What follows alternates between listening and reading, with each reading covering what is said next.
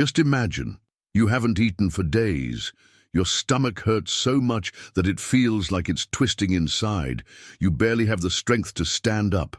And when you finally get a single plate of old, dirty rice that tastes like garbage, instead of eating it all by yourself, you look to the side and see someone even worse than you. Someone with a lost look in their eyes, with their body fallen on the floor, weak, invisible to everyone, except you. Now stop and think. What would you do? Would you share the little you have, or would you save the rest of your strength for yourself? This is the story of Amara, an orphan who had already lost everything in her life: her parents, her home, her dignity, and even her hope. But that day, with her stomach growling with hunger and tears streaming down her face, she made the most unlikely choice. She shared the only plate of food she had with a stranger, a dirty man, with torn clothes, whom no one dared to even look at. What she didn't imagine is that that man, the one everyone called a beggar, was actually the African millionaire, owner of restaurants, hotels, and with enough power to change anyone's destiny, including hers. This story is not just about hunger. It is about injustice, public humiliation, tears, and a twist so absurd, so shocking, that those who watched it all the way through said they had to stop and take a breath before continuing. There are bad people who will pay dearly. There are moments that will leave you revolted, and an ending. Oh, the ending is the kind of thing that makes even the strongest of people shed tears. Get ready, because what you're about to see is more than just a video. It's a life lesson that will shake you up inside. And the best part, every minute holds a new twist. She walked slowly, dragging her bare feet across the dirt floor of the central square in Makoko, a poor neighborhood in Lagos. Her name was Amara. That was it. No surname, no one to call her. Since she lost her parents in a fire 2 years earlier, she had become just the orphan of the square. Anyone who passed by already knew her thin, haggard face, but no one stopped to ask how she was doing or if she needed anything. In fact, to tell the truth, most people preferred to look away. It was easier to pretend she didn't exist. Amara's face, which had once been full of color and life, was now marked by dirt and sadness. The deep circles under her eyes betrayed the sleepless nights spent lying on old cardboard boxes near a closed newsstand. Her disheveled hair, mixed between poorly made braids and knots of dirt, swayed in the wind as if telling its story without her having to open her mouth. Her clothes, oh, her clothes. They were patched pieces of cloth, dirty with holes everywhere. Her blouse no longer had a defined color. Her shorts, ripped at the sides, looked like they would fall apart at any moment. In her hands, she carried a plastic plate, all stained from use with some old yellowish rice leftovers, which she had managed to pick up in the trash behind a nearby restaurant. The smell wasn't good, but for someone who hadn't eaten anything real in 2 days, that rice was almost a feast. Each grain there seemed to have immense value. She held the plate so carefully, as if it were made of crystal, as if that little bit of food could slip out of her hands at any moment. Her stomach growled loudly, as if it wanted to scream in despair, but she made a huge effort to ignore it. She was already used to feeling pain. The problem was that hunger, unlike other pains, didn't give her any respite. As she walked, looking for a corner where she could sit and eat in peace, people's stares were sharp as knives. Donna Cecilia, the fruit stand vendor who always yelled at the street children, looked at Amara and made a point of turning her face away in disgust, as she always did. A group of young men on the corner started laughing as she passed. "Ubai," one of them shouted, "Hey beggar, go work. Picking up trash won't give you a future." She pretended not to hear. He lowered his head, clutched the plate to his chest, and kept walking. He had already learned that those who show weakness only get beaten up more by life. Amara headed towards a corner near the fountain in the square, where she usually hid to eat without anyone looking at her with disdain. But when she got there, she realized she wasn't alone. There was a man sitting on The ground, leaning against the wall of an old abandoned building. He looked even worse than she did, unshaven, torn clothes, sunken eyes, and a stare lost in space. He looked like one of those wanderers who no one knows where he came from or where he's going. She stood there looking at him. For a moment she thought about going somewhere else. After all, she couldn't share the little she had. But then, you know that kind of impulse that comes from within, that we can't control? That's what happened. Something inside her told her that the man needed the food more than she did. Maybe because he looked sick, or maybe because she knew firsthand what it was like to feel like the whole world had forgotten you. With her heart racing and her stomach growling even more, Amara slowly approached, crouched down beside him, and with shaking hands held out the plate. "Sir, do you want to share it with me?" Her voice was low, almost like a whisper, but filled with an innocence and kindness that only those who have hit rock bottom know how to have. The man slowly raised his head, as if it were the first human sound he had heard in days. His dark brown eyes filled with tears. He stared at Amara as if he couldn't believe what was happening. For a moment, it seemed like he wanted to refuse, but his hunger was greater than his pride. He took a small handful of rice with his dirty hands, looked at her and said softly, "Thank you. You have no idea how much this means to me." Amara gave a half smile, and for a few minutes the two of them stayed there, sharing that plate of rice as if it were the best banquet in the world. They didn't exchange many words. They didn't need to. The hunger and pain they both carried created a bond stronger than any conversation. What Amara had no idea about was who that man really was. If she had known, perhaps she wouldn't have dared to get close to him. But fate had much bigger plans for her. Plans that, at that moment, were about to begin to unfold in a way that she could never have imagined in her wildest dreams. And what happened next? Well, that's what you'll see in the next part of this story. Did this story touch you in any way? Because look, only those who have a true heart understand the value of a simple plate of food and how much a gesture of kindness can change everything. This is a place for people who feel, who vibrate, who cry and smile with each twist and turn of these African stories, full of life and lessons. So let's be part of this community that values what really matters. Click here, subscribe, leave that one like powerful in the video, and come with me, because what is coming will move you even more. Amara sat on the floor with that plate of rice in her hands, as if she were holding a piece of hope. It was little, almost nothing, but in her mind that was already a reason to be thankful. She took a deep breath, closed her eyes for a second, as if saying a silent prayer, and when she was about to start eating, that's when she realized, right there in front of her, almost glued to the dirty wall of the abandoned building, was a man. Sitting there with his body slumped to the side, he looked more dead than alive. He was so dirty that it was hard to tell the color of his clothes. His hands were shaking slightly. His eyes were half open, as if he was struggling to stay conscious. Her stomach was growling so loudly that for a second she thought about simply ignoring it, pretending she didn't see, because let's face it, it wasn't easy to share when your stomach screams in pain and your head starts to spin with weakness. But you know that moment when it seems like your heart speaks louder than your reason. That's exactly what happened to Amara. She stared at the man for a few seconds, with the improvised fork, made from a broken piece of plastic, already in her hand. She looked at her plate, then looked at him again. She felt the weight of the choice. It was either to share what little she had, or to make sure that, at least that day, she would eat everything by herself. But then came that thought that always appeared when she remembered her mother. "Daughter, we never know when it will be the last chance to do good for someone." Her mother's voice seemed to echo inside her head.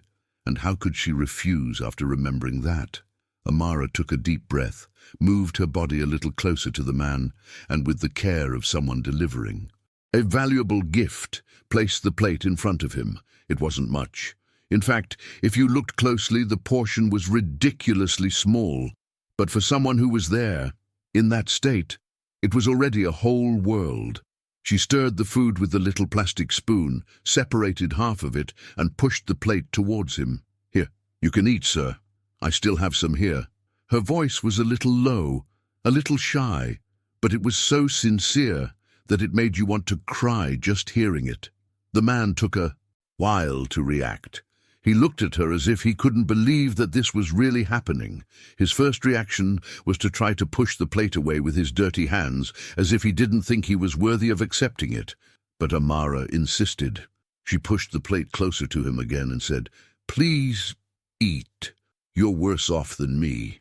Her tone was urgent, as if she knew that every minute there could make the difference between the guy continuing to breathe or not.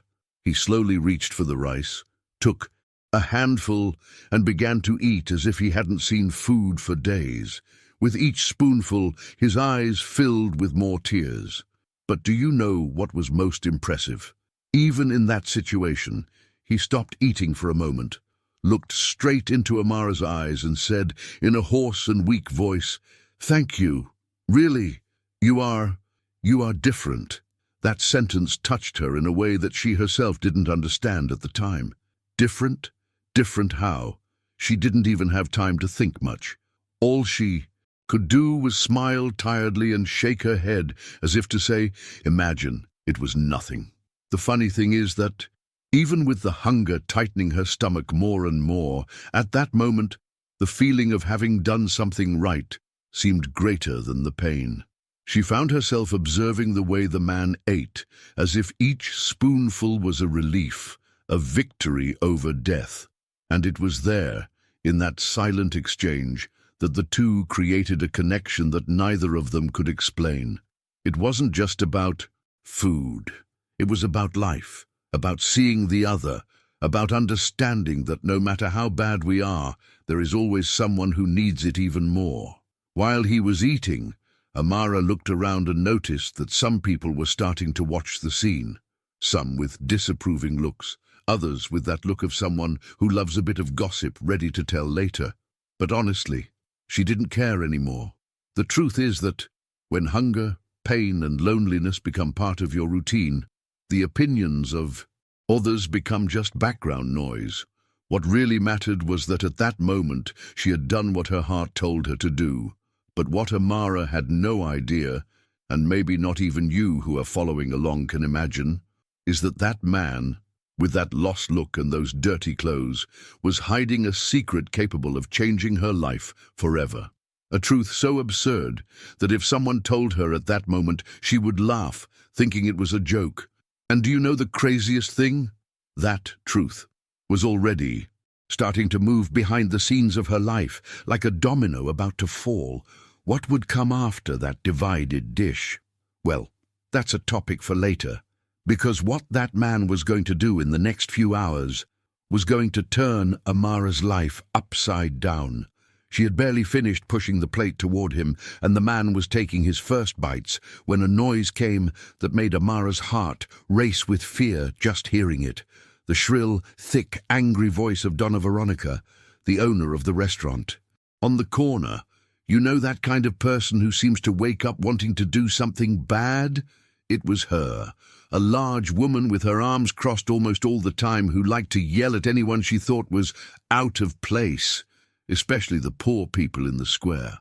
"But look who's here again, that slut from the square. How long will I have to put up with this filth right outside my restaurant?"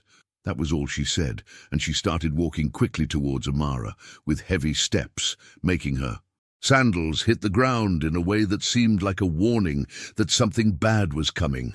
Amara froze. Her hands were shaking. Her entire body seemed stiff. The plate of rice almost fell from the man's hand, who, startled, stopped eating immediately. Donna Veronica didn't want to talk. Without even asking what was going on, she pushed Amara aside. The plate almost fell to the ground.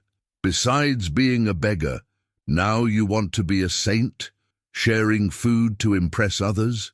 This isn't a shelter for the homeless, "No, leave before I call the police." The words came out like knives, each one cutting off a piece of the dignity that Amara was still trying to hold on to. Some people nearby stopped to watch. Two young men who were unloading boxes began to laugh loudly. A lady who was selling roasted corn nodded as if to say, "Serves you right." Even the bikers at the corner began to point and whisper to each other. The humiliating scene became a spectacle. Everyone watched, but no one did anything. No one, no hand was extended, no voice was heard in defense. Amara, her eyes already filled with tears, tried to speak, but her voice wouldn't come out. Fear choked her. She could only lower her head, holding back her tears so as not to give anyone even more reason to laugh. Her stomach still hurt from hunger, but now it was another pain that seemed greater, the pain of shame. The pain of feeling invisible and at the same time exposed as if she were a monster. Donna Veronica, still not satisfied, took a step forward and kicked the plate with her foot. The little rice that was left flew onto the sidewalk, mixing with the dust, cigarette butts and rotten fruit peels that were there on the ground. "There you go! Now go pick up food from the trash, where you belong. Never again in front of my restaurant," she said with an ironic smile on her face, as if she had just won a war. The man, still seated, looked at Donna Veronica with a look that mixed surprise and something else. Something that at that moment no one noticed, not even Amara herself. People kept laughing. A child even threw a small pebble at Amara's back as she tried to get up.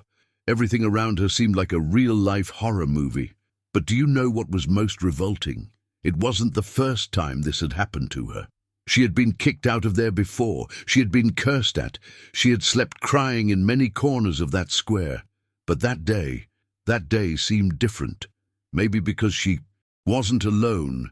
Maybe because the way that man looked at all that, it wasn't the usual look of someone who accepts humiliation in silence. There was something in his eyes that Amara couldn't decipher yet. And as she walked away, head down, tears streaming, her heart broken and her stomach emptier than ever, the man still sitting took a deep breath, wiped his dirty hands on his torn pants and looked around, as if he was already deciding what he would do next. And what he did, my God, what he did. You need to see what this will lead to, because the story is just beginning. As Amara tried to get away from the commotion, her face wet with tears and her stomach screaming with hunger, comments began to pop up from every corner of the square. It seemed that suddenly everyone had become experts in humiliating others. It was as if her embarrassment was entertainment for those who passed by. One of the guys who was always leaning against the lamppost, smoking and playing, with his cell phone, blurted out loud, without even looking properly, "Two useless people, one feeding the other, two losers." His laughter was so loud that even those who were far away turned to see what was happening. Soon after, another comment came, this time from a woman who sold candy on the corner and, whenever she saw Amara, made a point of moving to the other side of the street. "Look, the beggar has now become a charitable person. I'm waiting to see where this is going. She's going to starve to death along with that bum," she said, laughing disdainfully, with her hand on her hip and the look in her eyes of someone who takes pleasure in putting others down. A group of teenagers who were passing by, wearing uniforms from a nearby school, also didn't miss the chance to make fun. One of them pulled out his cell phone, pretended to be recording a video, and started narrating. "Hey guys, today we see here the poorest couple in Lagos. How cute, a plate of rice shared between two losers. It makes me want to cry, to laugh." The laughter exploded in the air, as if it were the funniest thing in the world. Amara kept walking with short, quick steps, trying to disappear. Her face burned with shame, as if each word was a slap. But inside, she clung to a feeling that no one there understood, a mixture of pride and a pain that she already knew very well. Pride for not having turned her back on someone who was even worse off than her, and pain for knowing that, in that place, the simple act of being good became a joke. She pressed her lips together, held back her tears, and kept walking. The ground seemed to spin, her body was shaking. But what was shaking the most was her heart. You know that moment when you think, why me? Why do I have to go through this? Well, Amara thought. But in the midst of it all, there was a voice inside her telling her that she had done the right thing, that no matter how much hunger hurt, no matter how much the words hurt, she had chosen to help, and that no one could take that away from her. She took one last look back, just to see if the man was still there.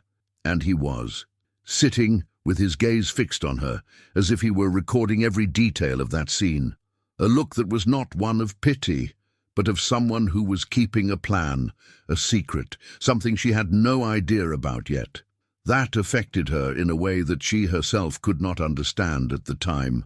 But there was something she felt, without being able to explain it. Something there. It was not happening by chance, and what that man was going to do next, that is the kind of thing that life saves to reveal at the right moment, and that moment was much closer than she imagined. As Amara walked away, trying to hide in a more distant corner of the square, the murmur of people continued to echo. Each laugh, each mean comment, seemed like another brick piled on her back. But what no one noticed was the way that man was still there, sitting, quiet, with his eyes fixed on her. Unlike any other homeless person, he didn't lower his head, didn't look away, didn't seem intimidated by the screams or the humiliations that were happening. There was something strange, something out of place. He ran his hand through his thick, unkempt beard, took a deep breath, and it was at that moment that the first sign appeared. A slight, discreet smile, almost imperceptible. But anyone who really paid attention would realize that it wasn't the smile of a beggar grateful for having been given food.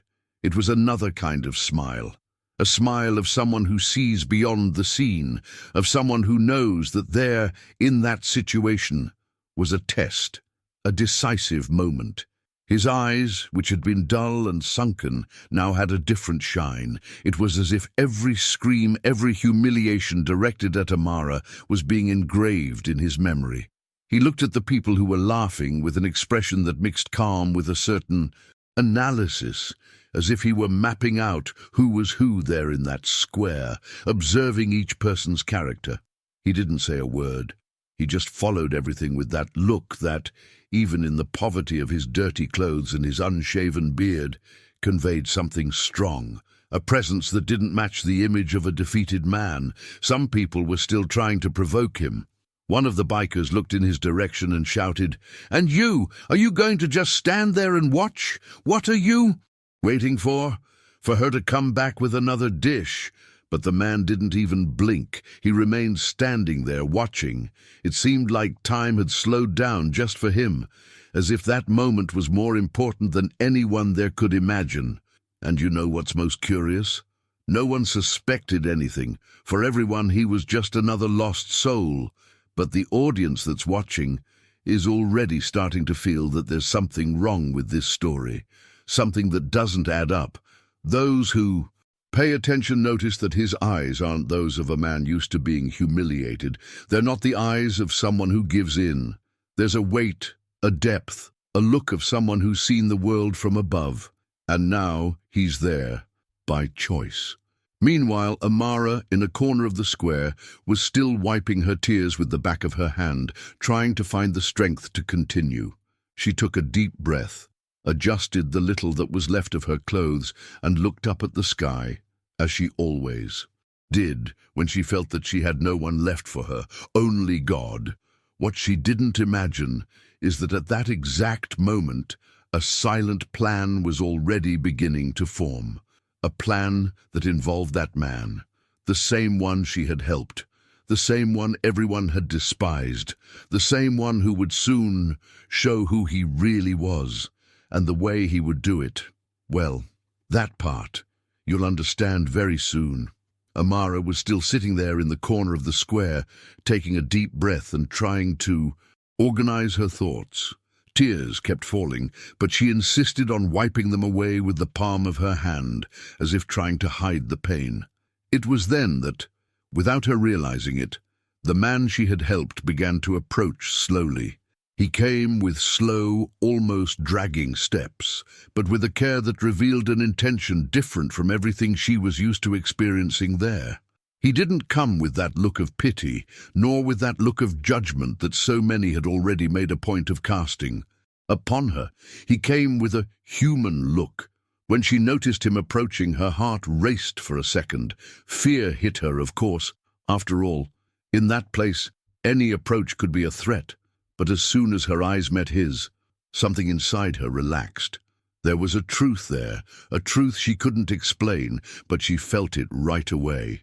He stopped a few steps away, took a deep breath, lowered his head a little as if trying to find the right words, and then, with a hoarse voice, a little weak but full of gratitude, he said, "Thank you, really, for what you did just now. No one has ever done this for me."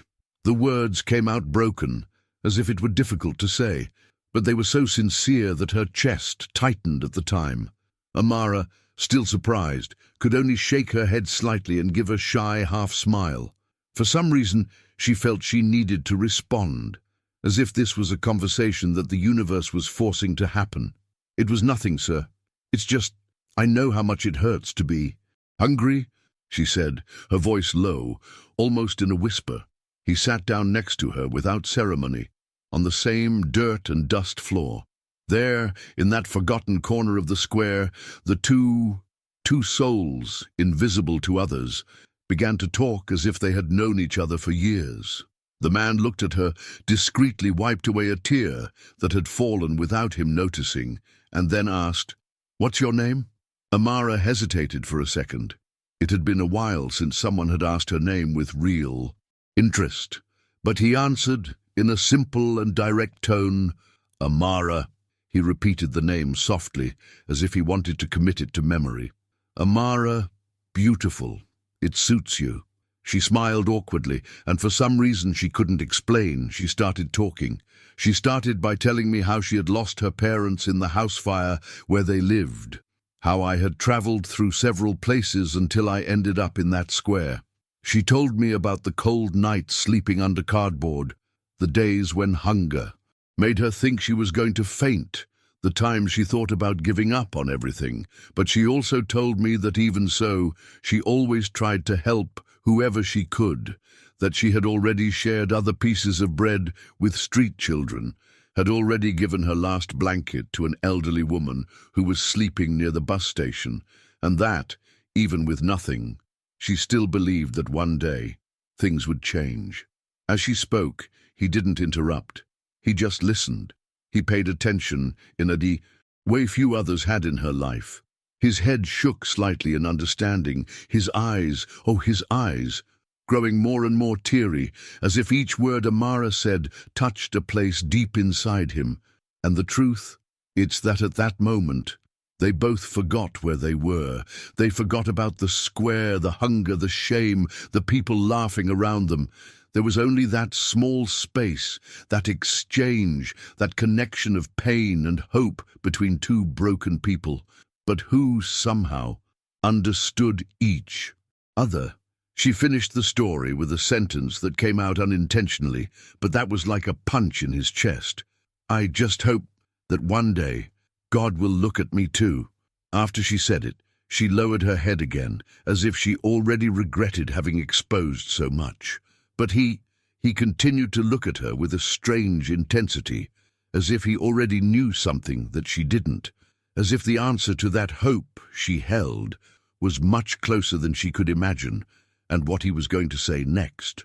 Well, that part is still coming, because that man still had a lot to show, things that she was not even remotely prepared to discover. As Amara finished telling her story, trying to hide her face behind her hands, the curious and malicious looks that had previously been only visible from afar began to come closer. Some people who were on the nearby sidewalks decided to gather in a small group just to watch what was happening. It was as if this scene of two emotionally hurt people sharing a conversation and a bit of dignity was a cheap spectacle to distract the boredom of those who were passing by. And that's when the comments started again. One of the water delivery men, who always stood on the corner waiting for his delivery, looked at them, laughed mockingly and shouted loud enough to echo through the square, "Look at that! Now she's even got a date! She's going to marry the beggar too, is that it? Just send out an invitation to the wedding, huh?" The group of young men next to him burst out laughing. One of them added, "It must be love at first bite." Another shouted, "You know, in a little while those two will be fighting over a piece of bread." The laughter got even louder. Donna Veronica, who was still nearby, watching the whole scene, made a point of throwing more fuel on the fire. That's it. Those who are born trash only mix with trash. Her voice came out sharp, with that venomous tone she always used when she wanted to destroy someone from the inside. Amara heard every word. There was no way she couldn't hear it. Every laugh, every joke, every dirty look seemed to penetrate her skin like needles. Her chest tightened, her throat went dry, and no matter how hard she tried, the tears started to flow. She turned her face to the side as if trying to hide her tears, but it was too late. Everyone there had already seen it, and for many people, this was just another reason to laugh even louder. She stood there, quiet, breathing deeply, trying to gather strength so as not to collapse completely.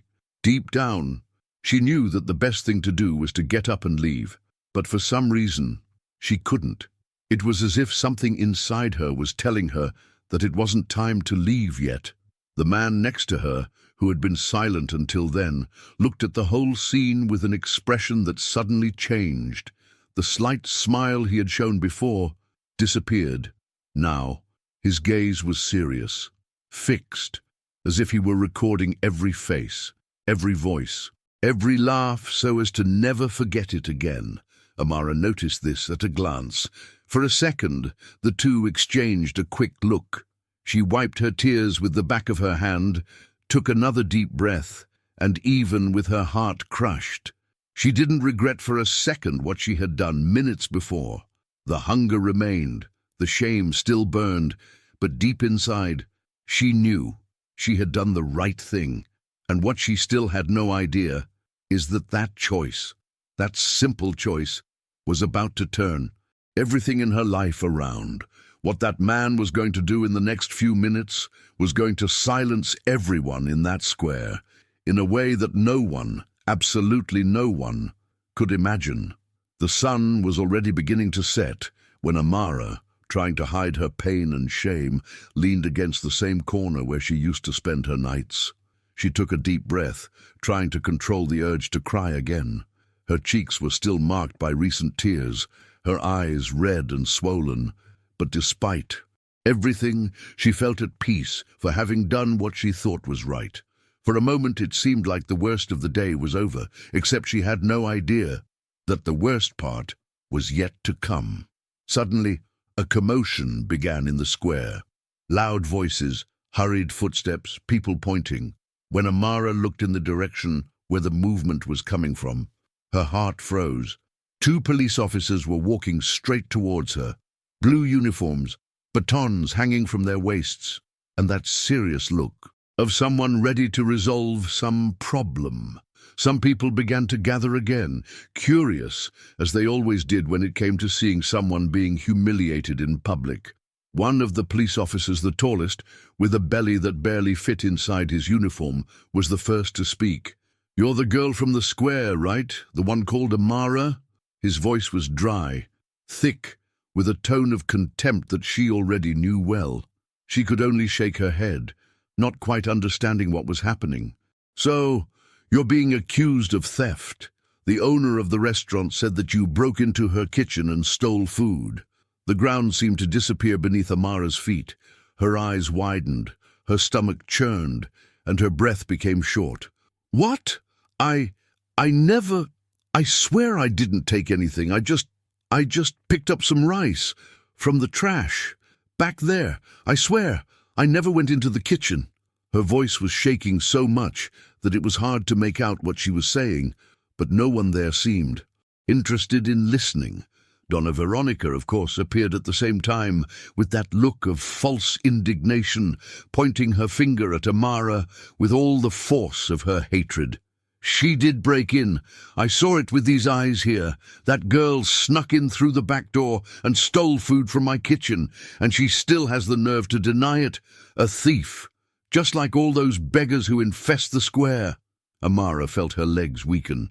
She tried to explain, tried to defend herself, but her words began to get jumbled up with her crying, "I didn't steal, I just took what had already been thrown away. Please, you have to believe me." But the police officers already had their hands on her. The other, younger one, grabbed her arm tightly in a way that hurt. "Enough with this story. Let's take him. You'll explain it at the police station." As they pulled her by the arm, Amara began to scream, "I'm innocent! I swear! Please don't take me! I didn't do anything! Please!" The tears flowed uncontrollably, her face already completely wet. And once again, the entire square watched from the best seats in the house. People filmed with their cell phones, people laughed, people nodded as if to say, "Serves you right." No one, absolutely no one, had the courage to defend her. No one spoke up for her. The man, the same one she had fed, remained still, watching everything from afar. But there was something in his eyes now that could not be disguised. He took a deep breath, ran his hand over his face as if trying to contain a strong emotion, and stood there, watching as Amara was dragged away, crying, being wronged, screaming that she was innocent. What no one there knew, and not even her, was that that man had just made a decision that would change the fate of everyone who was in that square that day, especially Amara's fate. Night fell, and with it, fear only grew inside Amara. The cold floor of the cell where they had placed her seemed even colder than the look on the faces of the police officers who had thrown her there as if she were the worst kind of criminal. The place smelled of mold.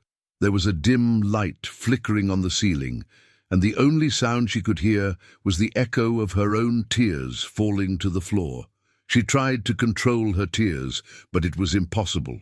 Every second there seemed like an eternity. Only one question came to her mind. Why is this happening to me? What did I do to deserve this? She huddled in a corner, hugging her knees, trying to protect herself from the cold and loneliness, as she did every night in the square. Only there, it was worse, because there, she felt truly invisible, abandoned, as if the whole world had turned its back on her for good. Outside, the police station was still busy as always, people coming and going, small cases being solved, police officers laughing at inside jokes. No one even remembered the girl from the square.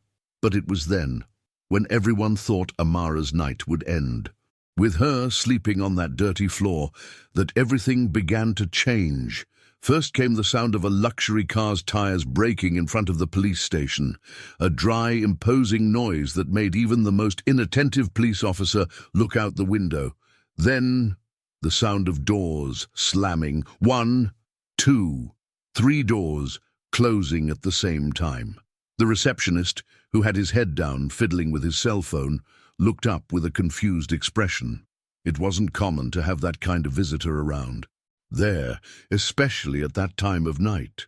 Outside, a black Range Rover with tinted windows, shining even under the dim streetlights, was parked so conspicuously that curious onlookers began to approach just to see who had arrived. But the most impressive thing was what happened next. From the back door of the car, a man got out who, until a few hours earlier, had been sitting on the sidewalk of the square, eating rice with his hands, with torn clothes and looking like a homeless person. But now he was a different person. His beard was still there, but it was impeccably trimmed. His hair, which had been disheveled, was now neatly cut at an expensive salon. His skin even looked more alive, as if the dirt from the previous days had never been there. But what really paralyzed everyone who saw him was his suit, A black suit, perfectly cut, the kind that only real millionaires wear. His leather shoes were shining.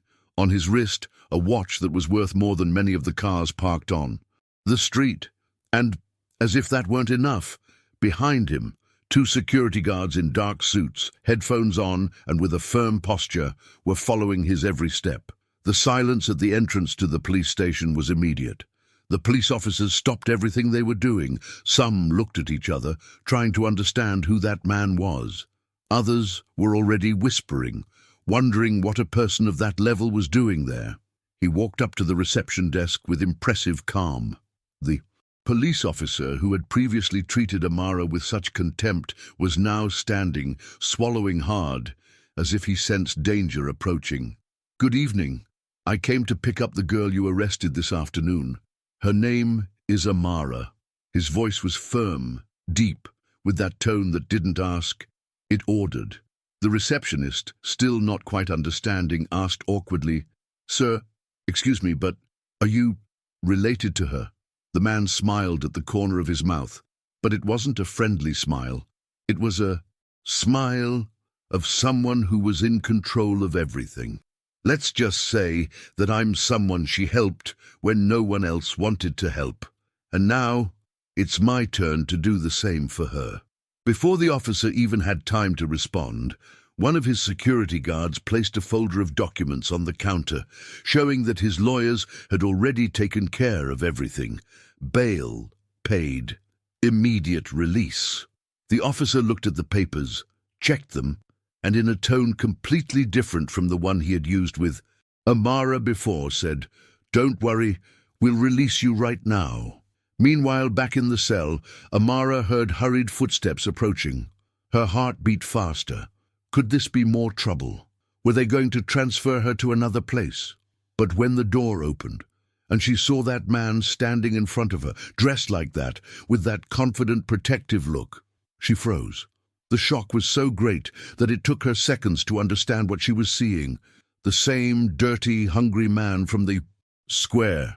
Now he looked like he had come out of a magazine about successful businessmen. He crouched down to her level, held out his hand, and said with a calm smile, "Let's go home, Amara. It's time for you to discover the world that has always been yours and that no one ever told you about." What she could hardly imagine is that that was just the beginning. Her life, from that moment on, would never be the same again. The next morning, the square that had always been the scene of Amara's humiliation seemed like a different place. The sun had barely risen, and there was already a strange buzz in the air. People gathered on the street corners, curious people looking at Donna Veronica's restaurant, cell phones in hand, recording everything. The reason? An unusual movement. A team of security guards in suits and ties began to surround the front of the restaurant, blocking the entrance as if some important event was going to take place there. And of course, no one wasted time trying to find out what was going on. He got out of one of the luxury cars parked outside, the man who, until 2 days ago, everyone thought was just another beggar on the street. Now, in an impeccable suit, accompanied by advisors, lawyers, and bodyguards, the African millionaire walked with the posture of someone who is used to being the center of attention, and at that moment, he really was. People who had previously laughed at Amara were now whispering to each other, trying to understand who he really was. Some swore he owned a chain of hotels in the city. Others said he had businesses spread across several African countries. What everyone knew was that he had power, a lot of power. And that was when Donna Veronica appeared at the door of the restaurant with the same expression as always, but with her eyes wide with fright. When she saw who it was, she took a step back. The smile of superiority she had been wearing until then disappeared in that same second. He walked straight towards her, stopped right in front of her, with a calmness that made everything even more tense, and in front of everyone who was there, customers, employees, residents of the square, and even the curious people who happened to pass by, he began to speak. "Good afternoon, Mrs. Veronica. Remember me? His voice came out firm, clear, with that tone of someone who already knows exactly what he's going to do. She stammered, trying to hide it. "Sir, look, I think there's been a mistake." But before she could finish her sentence, he raised his hand, asking for silence, and continued, "The mistake was yours. When you decided to humiliate, unfairly accuse, and arrest an innocent girl, all because she did what you never had the courage to do, help someone in need." The audience around him began to react. Some gasped in surprise, while others took out their cell phones to start recording. And he continued, "I am the owner of the restaurant chain that this unit is part of, and as of today, you are formally fired for inhumane conduct, abuse of authority, and for tarnishing the name of my company with disgusting actions like yesterday." The square, which had always been a scene of shame for Amara, became a stage for justice. The people who had previously laughed at her now applauded, at first timidly, then, like a wave, the applause grew. Some people shouted, "That's right." Others said, "Finally, she deserves it." And in the middle of that crowd, Amara, who had been watching everything, from a corner, still unable to believe what she was seeing, began to cry again. But this time, with relief, with happiness, with a feeling she had never felt before, the feeling of being defended, of being seen, of finally seeing her life turning around, in front of everyone who had once humiliated her.